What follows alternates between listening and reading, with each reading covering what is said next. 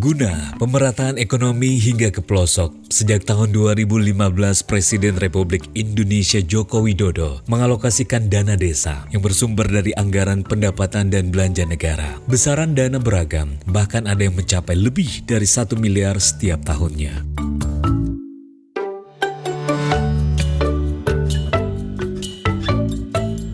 Besaran dan jumlah dana desa untuk Aceh terus meningkat dari tahun ke tahun. Saya himbau kepada semua pihak, semua stakeholder agar memberi perhatian khusus terhadap pengelolaan dana desa.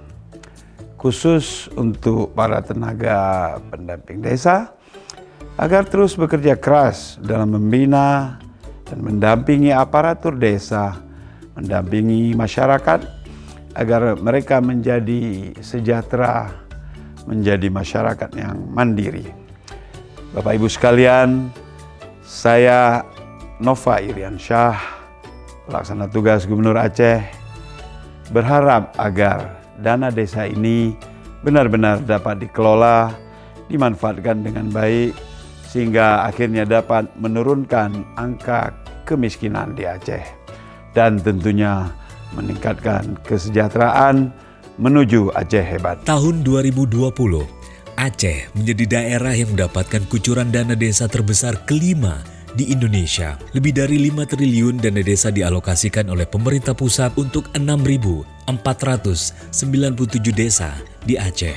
Jadi usaha di kampung kamu pun berusaha yaitu pengemukan sapi, budidaya ikan lele, dan toko kampung.